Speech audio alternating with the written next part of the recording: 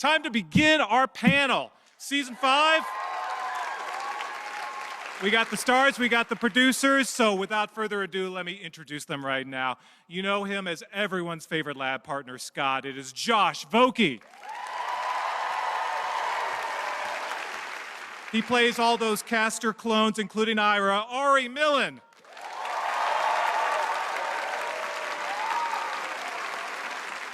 She's alive and stuck on Neolution Island. Delphine, of course, Evelyn Brochu.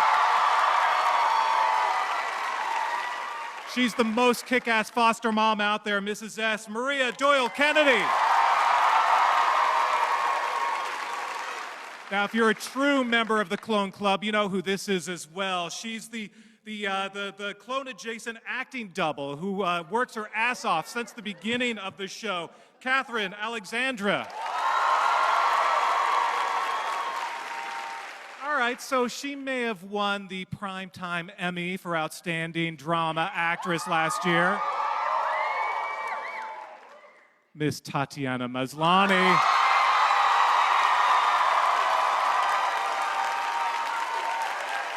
You know him and love him as Felix, Mr. Jordan Gavaris.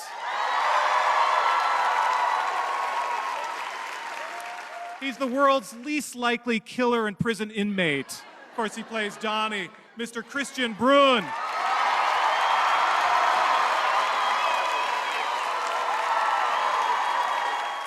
I think he's the last non-corrupt cop on the entire force, Detective Art Bell, Mr. Kevin Hanchard. And finally, the co-creators and executive producers of the show, Graham Manson and John Fawcett.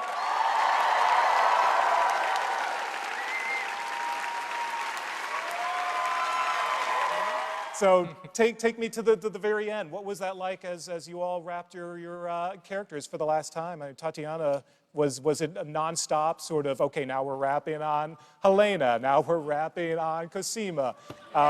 What was it like for you as things winded down? It was so sad. I mean, there were 2 weeks there where we were wrapping like most of the main and recurring cast and then all of the clones, and every day was somebody's goodbye, and it was just like exhausting. The emotional like expulsion of sadness, like and then also just like the joy that we got to do this for 5 seasons and we were all still there. It was just awesome. Yeah. Yeah. Well, take me to that final. You said like it was like 4:30 in the morning or something like that. Yeah. So what'd you guys do? What was the final moment when they said that's a wrap? Well, everybody started clapping, but like kind of quietly because we didn't know what to do. We were just like, this doesn't feel right. So it's sort of then morphed into yelling and screaming and hooting and hollering. And then we all crowded everybody onto the set, the whole cast and crew, and then the tears came. And then John said, I just want everyone to just stay here. And let's just stand here for a moment. For a few moments. Just like hold on to But the it was moment. like being at a wake, wasn't it? It was like being at a funeral for something. Like it was bonkers. And then not everybody was, I can't give any spoilers because then I'll obviously have to hunt you down and kill you. But and you know not she will. everybody was working on the last night, but everybody who was in Toronto came just to be there, just because we really needed to kind of hang out like a pack. So there was just this big gang there all the time, and everyone stayed till like 4:30 in the morning, and then just started talking and saying how they felt about it, and I made them sing. Maria sang a song. Yeah. Maria, you sang a song. It was beautiful. Yeah. What did you sing? I just made up a little song, and I also bossed them all into singing it with me. So that was actually the best bit. Yeah. Okay, you know I'm going to ask you what that song was. She could never repeat it. It was a once in a lifetime. Once in a lifetime event.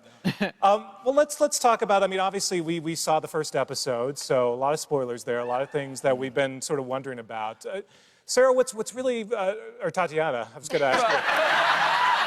I already blew it. Why would I even call you Sarah? That's so weird. Common mistake. Yes. So Tatiana, this wasn't even a Sarah question. It's things have evolved, and of course you've had a lot of fun playing Helena through the years, and Allison and Cosima. But Rachel, has gotten so much attention, especially over the past 2 seasons. What's it been like to sort of focus more of your energies on playing such a baddie? And has it been fun to sort of evolve sort of the kinds of characters that you focus on during a season? Yeah, absolutely. I feel like Rachel's had like one of the biggest arcs in terms of character for the clones. Sort of gone through a lot of transformations, had a lot of things happen to her that changed her power entirely. So seeing her clamber back into that power is really interesting to me. And also we got like a nice, we can talk about those episodes, right? There's like a lot of character specific episodes where we really get to dig into who they are. Yeah. And sort of in a more focused way, kind of about each character. So the Rachel episode was really exciting for me. Well, and what's great too about Rachel is we already know a lot of her tragic backstory about feeling abandoned from her parents and that video that she watched over and over again. And so there's kind of a method to her madness. There's a reason why she's so damaged. So, and there's been moments where she's helped the clones and other moments, of course, where she's tried to eliminate all of them. So, so she's not pure evil. You can kind of understand where she's coming from to some degree. She just wants power, and she wants to be doesn't want respected. to identify as a clone either. She's like, I am not that, you know, even though she is. You know, she just does not, she could never, that takes away her specialness. It takes away her entitlement. It takes away her power because she's actually part of the system, Yeah. you know. Well, she was so damaged, and then the moment when Evie Cho said, you know what, a clone is never going to have a position of power, that erupted a whole new Rachel. That sort of was the comeback now. And so she killed her. Mm-hmm. To be fair, she had her killed. Yeah. She left No, the dirty this- work to others. Didn't she say that? Didn't Susan say that to her? Did Susan say that? And then she I thought stabbed her? so. Yeah. Well, Susan, Gutted her. Susan told Rachel something that power does not equal free will, you are owned. So in some ways, she reminded Rachel that, you know what, you're still not in control. You may think you are, you may think you're the boss now, but you're not. So So she knifed her. as you do. She shanked her. That's Graham and John, would you consider Rachel a villain, or how would you characterize her? Well, yes, she's a villain. Well, yes. But like Pro-clone. a lot of our villains, we've really enjoyed, working with the great actors that play them and finding the deeper aspects and the contradictions in those characters is one of the funnest things about creating a villain, I think. Yeah. And Rachel, she's just is very deep this year. She's very powerful, and she has an incredible series arc, like Tat said. Yeah, we wanted Rachel to rise to the top through her villainy, and but at the same time, we love her so much that we can't help but like try and make people sympathize at the same time. It's this strange fun that we like to have with the characters. So. Well, as we've discovered now, there are different layers, though, and Westmoreland now he's at the top. He's 170 years old. He's the founder of Neolution. He's sort of the big guy. And have we actually seen him yet? Not yet. We're holding that guy back a little bit. Yeah. So tell He's me. up in the big house. Yeah, he's up in the big house. He's got his messenger. Tell me a little bit more about Westmoreland and showing the revival and sort of this new chapter of the show. Well, I guess John and I knew for a long time that in this feminist show that there was a man at the top. Because obviously, I think you need to explain that a little bit more. there's a quote. Someone's got to bring him down. Yeah. So if you think about the most evil patriarchal figure, help me out, Tatiana. That's who we threw up there in this incredibly unlikely oldest man in the world. The science that we look into this year is a lot of pro-longevity. And like I said, just a character that we had in mind for a long time, kind of going to our Dr. Moreau type of aspect. Well, the idea of living longer, that sounds more sort of, desirable than, say, cloning. So where would you put Westmoreland on the evil scale? Top dog. Yeah, he's right up there. King Evil. Dr. King- Evil. Yeah, I would say Dr. so. Evil. Yeah. Yeah. Based on Dr. Evil. So as the story unfolds, is he the one to bring down versus Rachel? So who do we want to see emerge victorious, or are they going to remain in cahoots? What can you tell us? Oh, that's a bit of a spoiler. Yeah. Right in there. Yeah. Yeah. Don't wanna that go that far. territory is a little quicksandy. So how come the cell service is so good on this island? They leased it out. Only They it's leased out their only near space to Susan's house. I Verizon. think it's in the middle of Lake Superior. So it's nearby. You're near it. You can kind of get some service from Duluth. then. Yeah, possibly. This monster, what can you share about that? Can you say anything about this?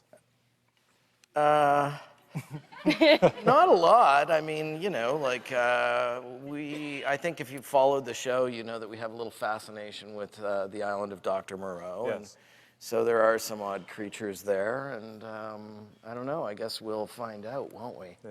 Yes, we will. Okay, can you tell us any more about will we meet any new clones this season, and how many clones ultimately? Where'd we cap the number at? How many are we at? Jeez. How many? 9 alive. 9 alive. Wow. We got 9 We alive. lost track. So how many don't we know about, and will we meet any more? Nine's a lucky number. That's a good name for a game. 9 Alive. 9 alive. Card game. Yeah. So I know you can't. Christian, Yeah. Oh, good. Hi. I want to see a Bear Grylls style show. Donnie and Helena, but of course Helena does all the work and Donnie just kind of sits there and reaps the Okay. benefit. Okay. You're discounting Donnie here. I think he's a survivalist of sorts. You had to see Yeah, Of sorts. He's got his away with- utility suitcase. Great for off-roading with. I think Yeah, he can do loon calls. I think Donnie's probably pretty good at barbecue.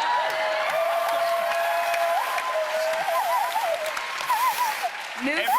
Canadian growing up New learns how to do skills. that. Yeah. Yeah. Yeah, I was going to say, so that was natural. That was you. That was natural, yeah. With a little bit of VFX. Maybe on Tatiana. Mine was entirely 80 yards. Like a man. Yeah. But nonetheless, Donnie will rise to the occasion occasionally when he has to. And sometimes he won't be winning Husband of the Year, yeah. Yeah, so there's we've seen some strength about Donnie. Would you say he's grown? Would you say he's a better man? But every time I want to say that, then he kind of does something new. I will say he's a better man having met his new extended family. I think that's made him a better man in general. It's made him a better husband and a father. But he's also human and he makes mistakes. And in that situation, he knows that if he's free, he can at least live to fight another day if he's not captured. Right. And he knows he's more powerful on the outside than the inside, right, guys? Really, he's a hero. He's kind of the hero of the show. He did not do well in prison. Let's say he wasn't there long. Exactly. You But- can't lock that man up. He's too wild. Oh my God. Yeah. Can we make a semicircle this way?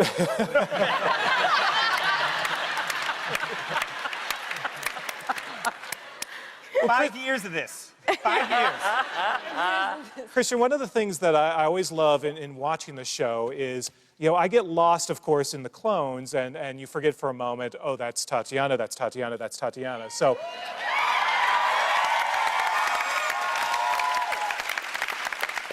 whenever Donnie is say, with Helena or with Sarah or with someone who's not Allison, I'm like, oh, that's cool to see those two characters together, forgetting it's the same actors. Yeah. They're still acting together. So what's that been like for you these past years in sort of learning how to act differently, even though it's still Tatiana in front of you? It was a real adjustment period because for the first season and a half, I was with Allison all the time. So that's how I knew Tat. I had never met Tat until the first day I was on set, till we were in the basement of our house.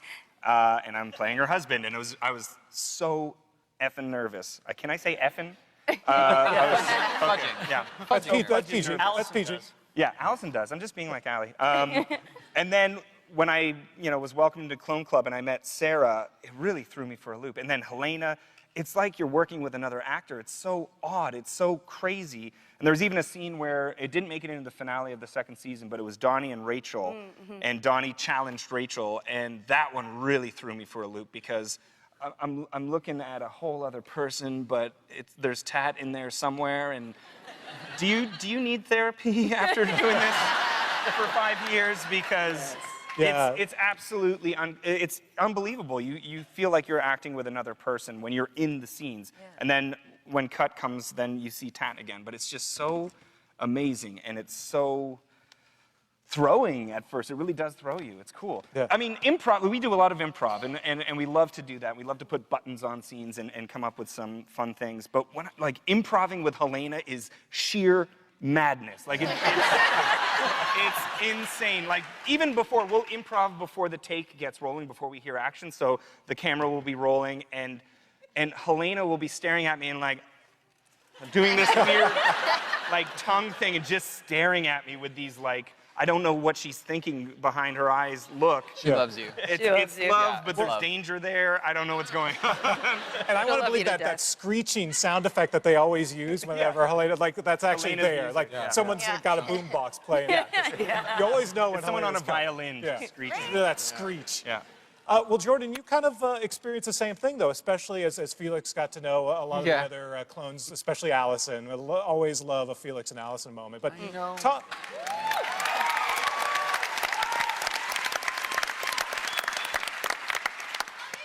What's Thanks. what's it been like for you when you know, did you a similar experience in sort of having to adjust your head when it's like yeah. Rachel, by far the most disorienting, because I found myself like weirdly attracted to her villainy. yeah. I was like you're so cool and so I don't know. Well, and she's I got that always- cane. I always that cane. felt that, and I never even thought to. I don't know. I just always felt that. I was like, God, she's so cool. I hope she likes me.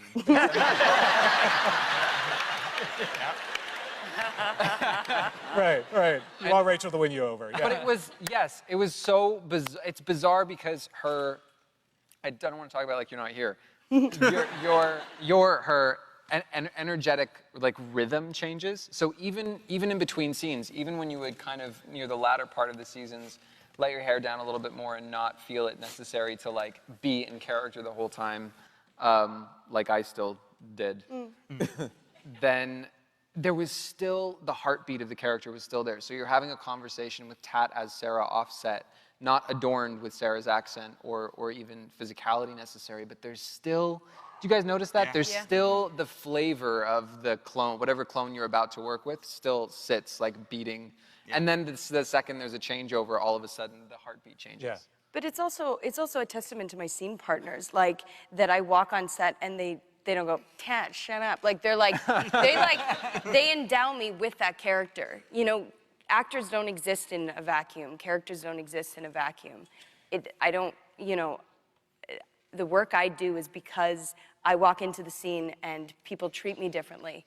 My scene partners act differently with me. They behave differently depending on our history or our physical affectionate, whatever there is that's different about that character. They give me that. It's not a one-way street. And that's what's cool about the show too. Like the entire cast takes imagination very seriously. Like Yeah. there's no embarrassment about it, right? There's none of that like, oh, Tat, stop fooling. Stop. You've never once said that to me. Never once. Never once. Never said that in my life. Never said that word Never before. said that word before. But there was. Jordan, I mean, let's talk about how much fun you have with that Felix accent. Yeah. That's all. There's something about an accent too that's not like yes, it's a dialect, but then it's also history, class, culture, even the music in his voice. Like that's how I was like that's how I felt unself-conscious in his femininity, because like North American dialects are so like they're very monotone, right? And the second you have a lot of music in your voice, all of a sudden they're like, what part of the San Fernando Valley did you grow up in?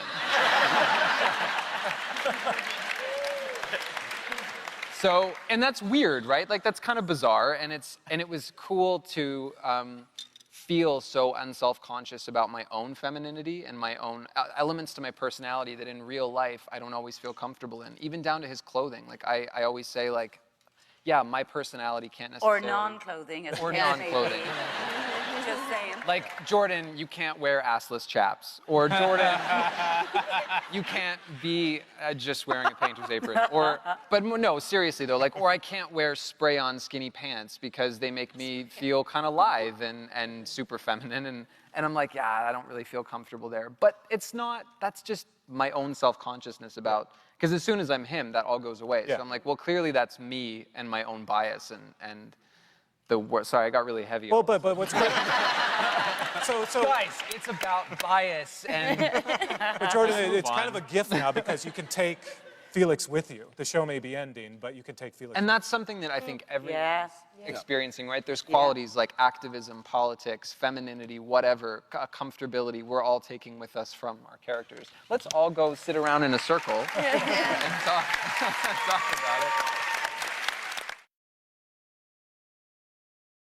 You know, we're talking about working with Tatiana as multiple clones, but then when there's a scene where there's more than one clone in the room, you have Catherine there who...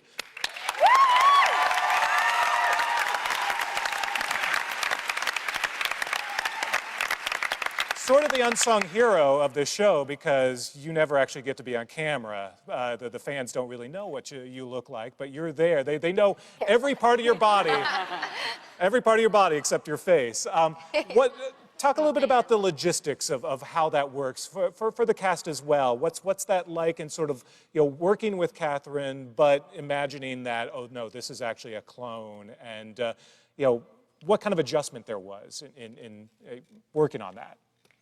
I think it was constantly adjusting. Like every day was a new experience, trying to figure things out.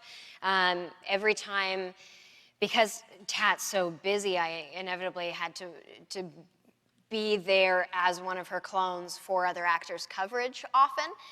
So I had the gift of having such a generous cast open to working off of me for their coverage.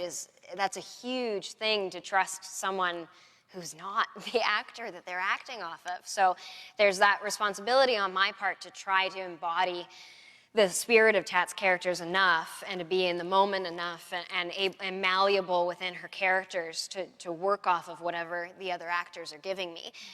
So that, like, working with Tatiana has been such a gift, and I can't even go into that. I'll just bawl. But and we worked on that for 5 seasons. But every time I had to work with another actor was folded into a clone scene. That was a whole new experience. And I always just tried to remind them to tell me if I was missing something that Tat was giving them, because they would often do, you know, Tat's coverage, and they do the master with like the main shot of the scene off of Tat, and I'd be watching her performance, and then I'd go in when they're doing coverage. So I just try to make sure that they were open enough to tell me, like, actually, you know, she gave me this on one take. Can you try that, or whatever. So it's just really like such a team effort, and everyone just being so open to working with me and teaching me, and that kind of, that ever-changing, ever-exploring playing was such a gift on this show. But also, could I just say about Catherine's performance that it's one thing to do your performance as an actor, and you might do it many times because of different angles and different, you know, bits of the scene and stuff. But Catherine, but then you get rewarded because he gets to be seen. And Catherine constantly gives that level of performance and like utterly unselfish, like she's saying, like truly going there all the time for us, but it isn't going to be rewarded by her, you know, it being seen by you or by another casting agent. By the way, we're all unemployed now. Just but it's a really, it's an absolutely, I'm so just in awe of your work, and it's just incredible. She's incredible. Yeah. This is the reward, though. There was this amazing scene this season that's I think in episode, which one 4, was is it the convent? that? Or Yeah. 6. Oh. Oh, sorry. But there's a scene. As soon as it started, I was like, oh. Yeah. Everybody shut up. But You're among it's, friends. Everyone will keep it. Yeah. You all signed NDAs, right? Yeah. They're under your chair. Right. But Catherine and I were doing this scene, and it's totally my coverage. It's a close-up of me like this. The camera is like the camera's like this on me, and this is where Catherine is, next to the camera, like here. And she gives me this performance that we all felt. The whole crew was like shivers, and it's only on me, and she gives me literally 10 times what I was even remotely giving her on my side. Like, unbelievable performance, and it will never be seen, and it's so frustrating. Because it was like, I literally couldn't believe the generosity of it, and like, don't even think that you can talk yourself out of this. I was there. I saw it, and it was like,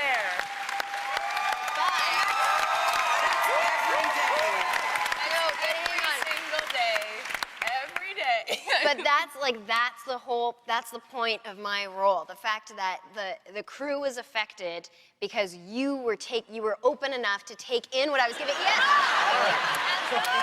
Yes. Tatiana is such an open, generous actor. It's never about her. She's always always so amazing. But she does. You both are awesome, okay? You both are awesome.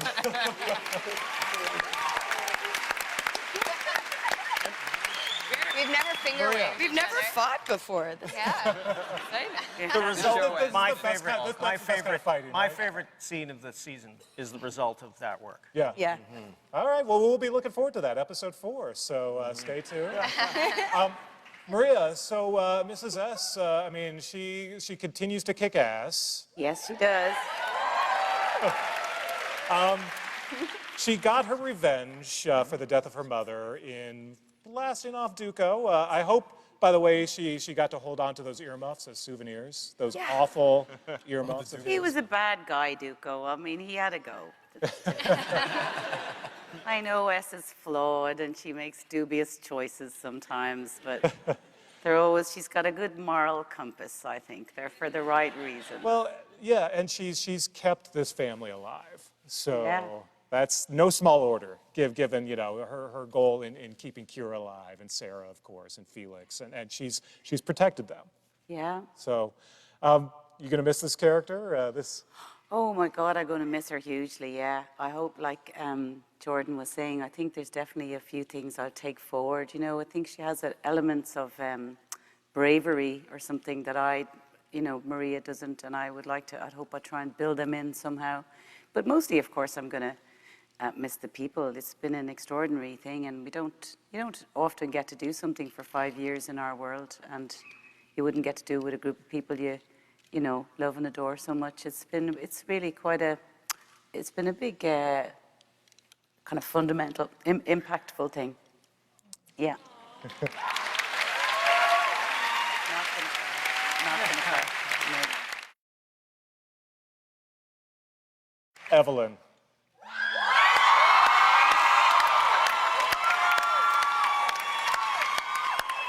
Hashtag Kofine.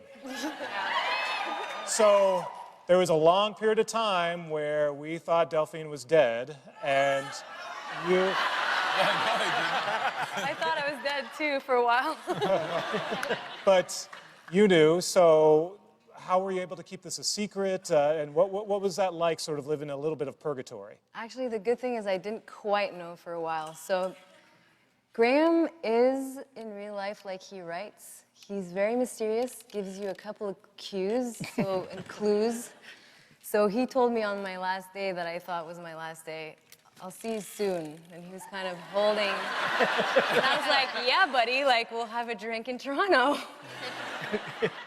Is that what you mean by soon? And then there was winking, and then it was 5 in the morning.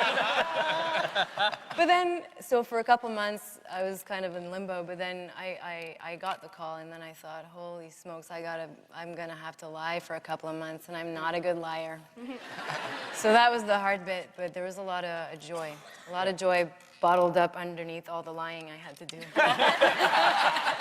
Well, speaking of lying, I mean, that's something Delphine has had to do as well. There was a period of time where her motives were questionable in taking over Dyad and you know, dumping Cosima. Yeah. And we weren't quite sure where she stood in terms of, again, villainy or not. Yeah. You know, talk about, you know, sort of the evolution of Delphine and your sort of relationship with this character.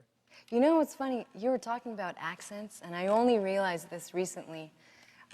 When you're not speaking your own language, there's a part of you that's not being expressed. There's a difficulty there that you feel like there's something in the structure of your own soul that's not coming across, and I think that's really, I mean, Delphine's accent is not an accent. It's actually like a translating difficulty of language, and I think it's metaphorically a bit what she is. I think in a way she has, I think for her motivations are pretty clear. I think she's a pretty focused, big picture type of girl. But I mean, if you want to save somebody's life, and if that means lying to them, if you're a focused, driven person, you're going to lie to that person.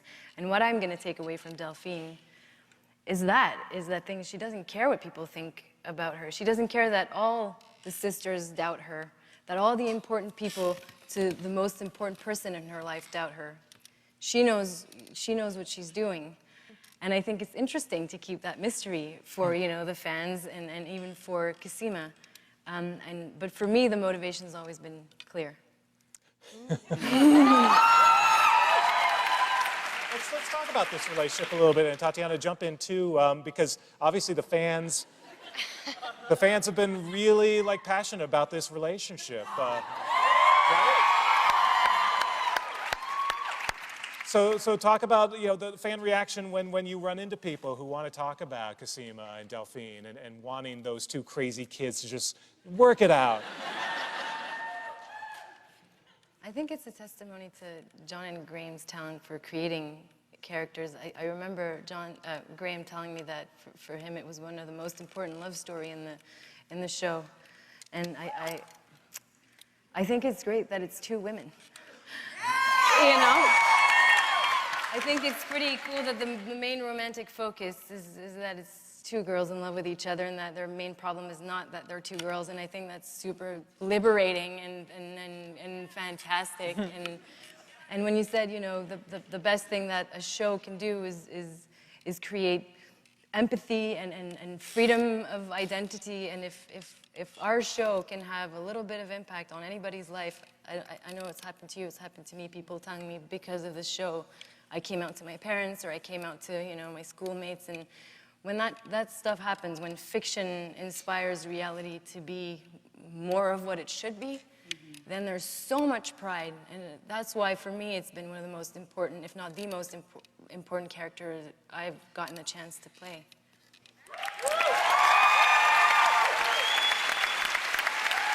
And John, I mean, talk about, this is the most important relationship in this show. I mean, no offense to Donnie and Allison, but that is what it is, right? But this is sort of, this is the relationship that I think people are going to remember probably the most from this show, and sort of, it signifies sort of the most important love that we have at the heart of Orphan Black. Talk a little bit about that and creating this dynamic. Like, I think that there's actually a lot of love stories in Orphan Black, but they're mostly familial. Yeah. And this was certainly the most romantic. It was our only really romantic. Yeah, and you're right. I should say romantic, because obviously the sister relationship, the clone relationship, that's the love story. And the Hendrixes too. And the Hendrixes go through so much as well. They you know, and they sure do. You know.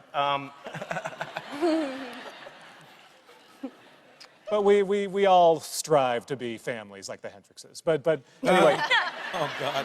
the romantic, Drug dealing. the romantic heart of the show has been Delphine and Cosima, and torn apart, brought back together, and you know, there's love, but there's also this drama of, you know, curing Cosima, and you know, talk a little bit about how important that was to put that at the forefront. Well, it really speaks to the heart of the show. It's a clone show that is about diversity And so that relationship was very important to all of us to have this partnership that was within the Orphan Black world that's like tested and full of trust and flops back and forth. But at the heart of it, it should have the same weight as any other straight relationship that you'd see on television anywhere, and on our show, any show. That was really important to us, that we didn't signal it out, it wasn't overly sexualized, and that it was just two characters who love each other. Yeah. What's wrong with that? A message that we probably need more than ever. Okay, Ari, let's talk about. There was a period of time where you were doing the same thing with all the castors.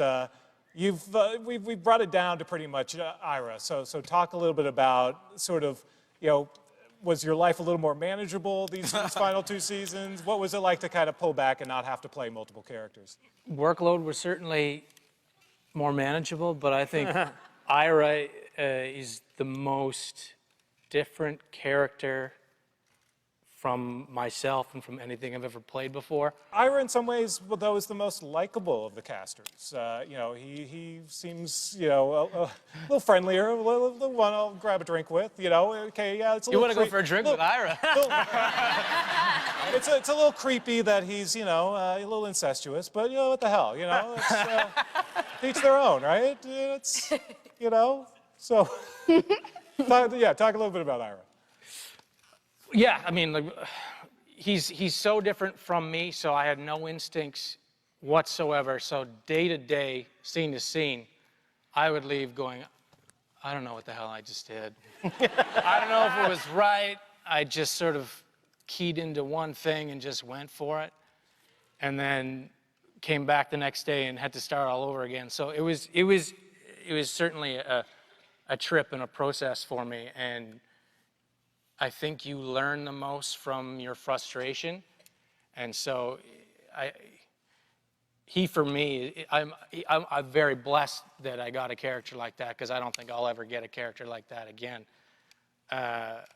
where I got to explore a side of me that I had no idea who it was. Yeah. Well, that the May-December romance with his mom, it's a little different. Why not? Why not? Well, when you're raised, I think Ira is a complete innocent. I don't think he knows or cares or judges what that relationship is. That's just what was. And that's what he knows. And that's who he is. Yeah. Amen. Beautiful. It's a beautiful relationship. Yeah. Josh, I love Scott's power of D&D to deflect the baddies. Yeah. Everyone has their own power. That's his. Yeah. But what's been it's sort of been nice to see Scott as just this sort of good guy who's there for his friend and now for her sisters, and so far he's been pretty pure. There's been a part of me that's always been nervous. A, he's too good to be true, or B, he's too good to be true, which is why at some point he's collateral damage. Yeah. Yeah. So I'm sure you get that all the time. Just I'm nervous about Scott. I'm nervous about Scott too. I started nervous about Scott. Scott was an opportunity for me to take any insecurity I had in me and to blare it on a microphone and make that a person.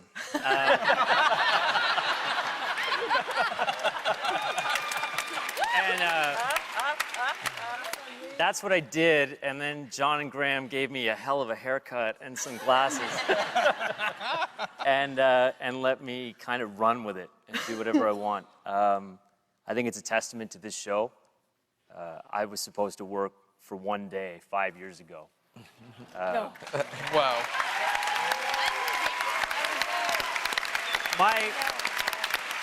my contract for this show was a handshake with John Fawcett. That Did you never sign anything? yes, I did get paid. Never got paid. And We paid you. I'm so very lucky to have worked with some amazing people on this show. Some very amazing women that I spent the bulk of my time with. And throughout the season, just a cast of people that I've said before that I would make movies or TV with for the rest of my life. And we could all just trade parts. And actually, this year I can say this because somebody put out, they released clips of it. I've actually, award-winning actor Kevin Hanchard and I actually had some scenes together for the first time. And he told me he would punch me if I called him award-winning actor Kevin Hanchard. But and that's going to happen afterwards. But Well, Kevin, not only award-winning, but you win the sock derby. You have the kick-ass socks of the panel. So, let's The whole derby. The whole thing. the sock derby. Stand up. I'm not gonna stand up. Let's talk about art though, because Yeah. I bet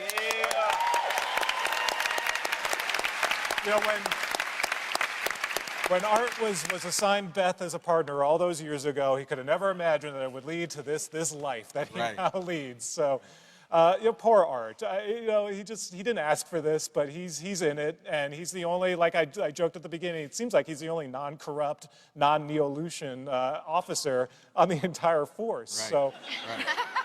So how's it going to end for Art? Are you nervous for the character? Have you sort of, every time you pick up a script, were you worried about ultimately where this was going? Or I think you kind of are nervous every time you pick up a script on this show because anything can happen to anybody.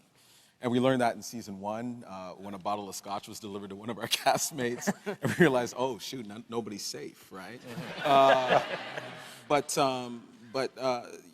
going to end for Art the way it needs to end for Art. He's all in. He pushed all his chips to the center of the table. And we now know why. We found out in season 4 that he and Beth had a relationship. Yep. And there's a profound love there, right? And I still keep talking about a scene that never made it to the series, but that we shot during the audition process, where Art talked about why he picked Beth as a partner and what it was that he saw in her and what it is that made him choose her. And I've always run with that as sort of the underlying sort of river underneath that drives Art. And that love grew and has always fueled him and made him go forward when he should be hightailing the other direction. Yeah. So he's all in, and it's going to be what it's going to be. Yeah. Well, to be fair, it seems like he's got the time to focus on this. He's Well, his marriage is falling apart. Yeah. He sees his kids like every third weekend. doesn't seem to ever have any other cases. So Just as long as what's that? No, as long as he gets home to feed the goldfish, then it's all good. Then it's all good. I know those goldfish had a tough time on set. So he does outside. before we move on to the Q&A, I want to go down the row real quick because I want to get everyone's favorite clone. So just one name, favorite clone. Start with the producers. John, do you have a favorite clone? Well, Allison kind of started as my favorite clone, I have to say. It's changed a little bit, but I have to say I've kind of switched sides, and now I'm feeling it. My favorite clone is Rachel. Yeah. Okay. All right. Graham? Well, I was always Team Cosima. Yeah. But as we wind to a close, I have to throw my chips on my nemesis Sarah's side because she's the hardest one to write. She's the spine of the show. Yeah. Kudos to my nemesis, Sarah. Sarah Manning. Kevin? I still have a soft spot for Katja Obinger.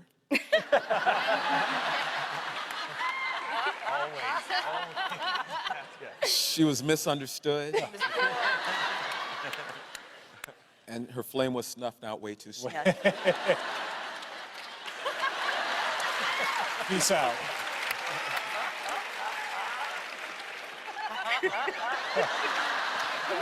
So hard for him. So hard. All right. Christian. I mean, Did you threaten babies?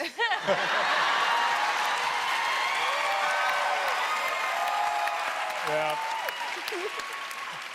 Jordan? Well, like, I think everyone in here definitely knows which one. Thank you. Yeah, thank you so much. Yeah, Crystal, all the way, man. By the way, I love Tatiana as Sarah as Crystal. Yeah. It feels like Sarah's in drag somehow when she's playing Crystal. I always feel like I'm in drag. She's such a, Yeah. she's so mannish, Yes, and then I she's do. not. But I mean, I'm sure it's like picking a child, right, Tatiana? Do you? Yeah. Yeah. Really hard to say bye to Allison because I will never get to play that character ever again in any incarnation. And she was really hard for me. Rachel, too, like, total gift. And Helena, just because she's a creature unlike any that I've gotten to play. Yeah. Catherine, you got a favorite? I'm gonna say MK. Yeah, I really loved playing MK, and we had more time to create MK in rehearsals, and at my rep I got a painting of MK. Yeah. That was really cool. Yeah, that's what I'm gonna done. I like how she can somehow hack into Minecraft, which is a little concerning. Yeah. Maria, you got a favorite? I mean, I love them all, really, and for different reasons. There are things about them all that I love, but I have to say, now that we're here and in this place, I'm going to miss my fake child, Sarah, so much. I'll have to say, Sarah. Evelyn, I almost feel like you have to say Cosima, but it's up to... But I'm not saying because I have to. She's my buddy, so. Yeah. Casima. Seriously, Yeah. she's the best. Ari? To my dying day, Helena. Yeah. And Josh? My sister from another mister, Cosima.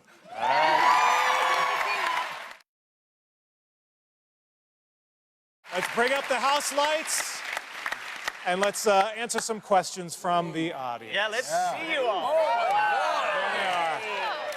All right, red shirt right here. I'm here with my wife and my very best friend, Darian.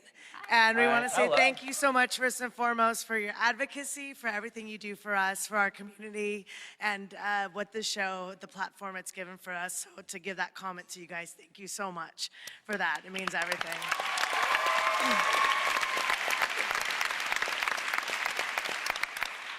Just curious if you would be so kind to go down the line. What are you guys up to next? We'd love to know what you're up to and what we get to see you in coming forward. Up to next. I'm gonna maybe just not do anything for 3 days. So that's till and Monday. then I'm gonna work in post-production with the editors and the visual effects and the composer till about the beginning of June. So that's what I'll be doing. I get 2 weeks holiday, and then I'm back to join him. Anyone else want to jump in? Anyone can jump in. I had a little series I worked on for a while called Tin Star that starts soon. Western, perhaps? Perhaps, mayhaps. And a film called Wish Upon with Joey King that opens on after June, July 14th or something like that of this year. So see me in that. I have a couple things coming out, a few films, a couple other series. One is called Deep Six. It's kind of like this crazy space show and Murdoch Mysteries. And then I just moved to Los Angeles. The party at Christian's house. Yeah, party at my place. Yesterday was like my moving date, my official moving date. But I have to fly back to Canada on Saturday because I start shooting a film there on Sunday. So I'm going home. All right. That's like the rule, I feel like. I think Anytime that's the anyone moves to LA, then they're like, oh, I just booked like an 8-month job in Canada. Yeah. I have a movie coming out. It was at South by and I didn't get to go, which was kind of a bummer because we were working. So thanks. No, and I'm actually putting together my own television show with my partner.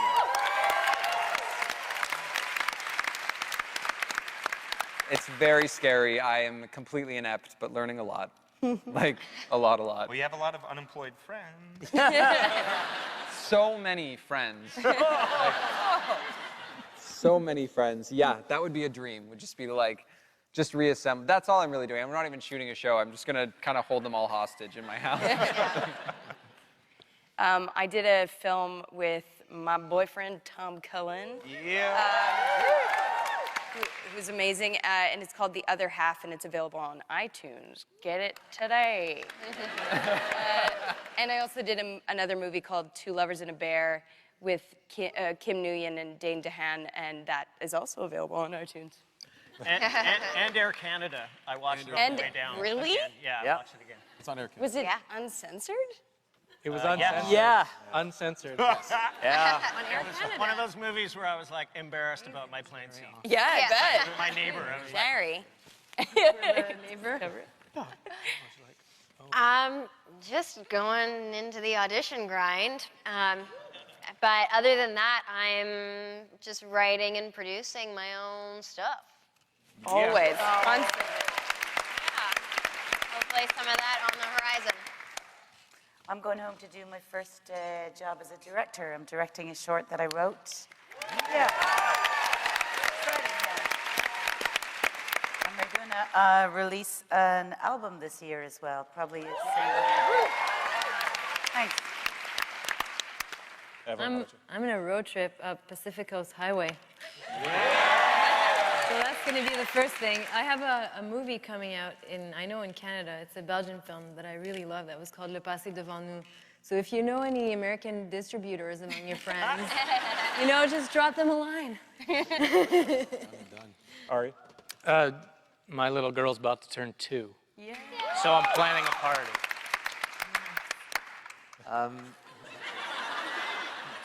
I am getting married.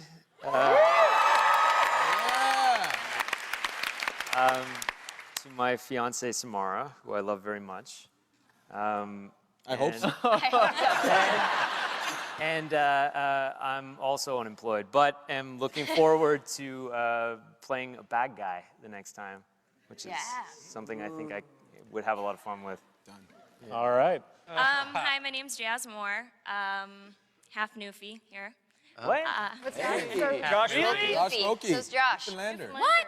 Where are you Placentia, from? Jersey side. Where? Placentia, Jersey side. Oh man, I'm from Gander. Oh, one bite. Hey, he's getting married, so. We'll probably be in-laws somehow. Yeah, we're already related. I just have a comment and then a quick question because I don't want to take up everybody's time. So I started doing this project where I've been dressing my tortoise up as my favorite female TV characters. Yep. She may or may not be sleeping in my purse right now.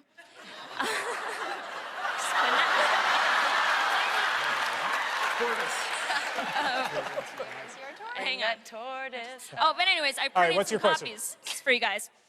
So my question is, I'm just starting to be getting directing work, and I was wondering if you guys had any advice about directors that you really liked that you've worked with a lot and who sort of had some different quality about them that made you better actors or better showrunners. And that's it. I think collaboration always sort of an egalitarian feel on set where, where everyone's voice and instincts are part of the process, and that where the tone is set so the crew and the cast, there's no divide. It's like a communal experience. That for me has always been the most, and we definitely had that on our show. That's the most fertile, creative environment for me. My question is for Tatiana. I've been wondering for years, honestly, how you figure out the difference between, for instance, like Allison playing Sarah or Sarah playing Allison, because there's a difference and I see it when one clone plays the other, and I want to know what your process is. It's always starting with the character who I actually am. So if it's Sarah playing Allison, it's always staying in character as Sarah. I like until the very last minute, even in rehearsals, even in the blocking, staying kind of in Sarah, in her accent and everything.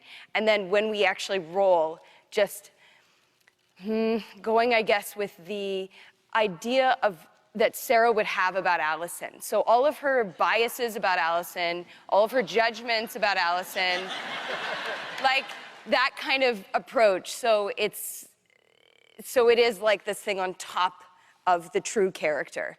And it's so embarrassing to do. It's always like the biggest mind fuck on the planet, but so much fun because it is just a bunch of mistakes in a row.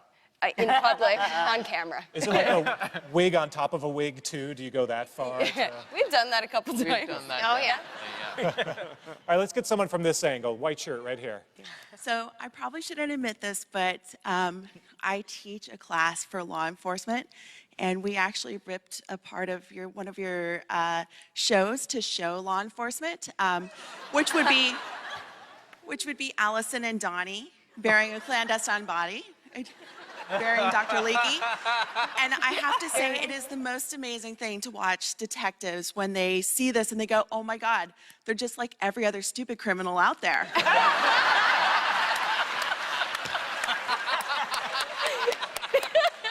And so that leads me into my question. What's your favorite thing that you guys, like each of you have taped? Like, what's your favorite scene that you have done that you can tell us about so far? Oh. Twerking.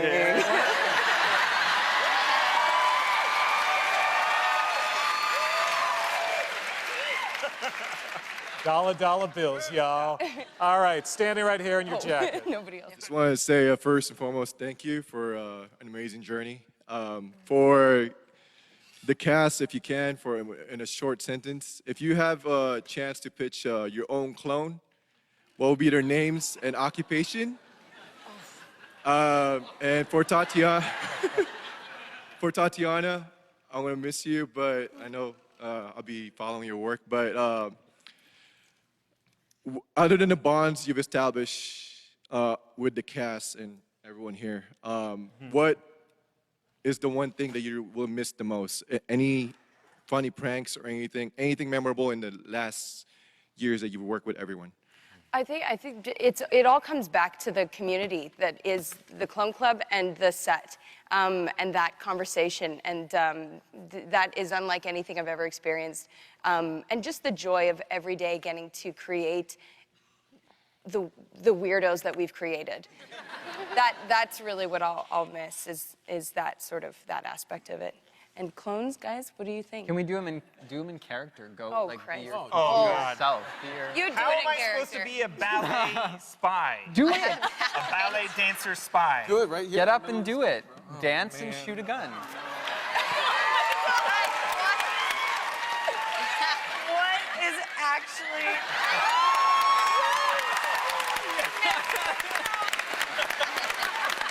Wait though, what's his name? What's his name? Boris. I guess he's a Boris. Russian Karlov? spy or something. Okay.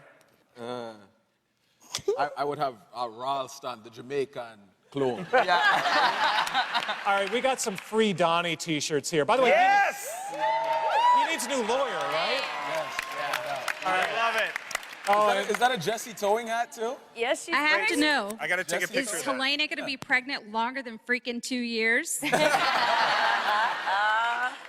Yes, at we it. have a shirt for you. Since the one at Comic-Con died. Yep. So is she gonna have Nice catch. is Let's see it, unfurl Helena it. finally gonna have the babies?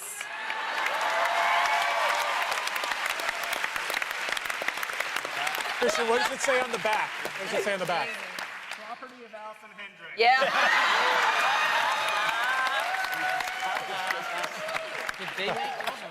I think that's a perfect time. Thank you, everyone, for coming. Orphan Black, June 10 on BBC America.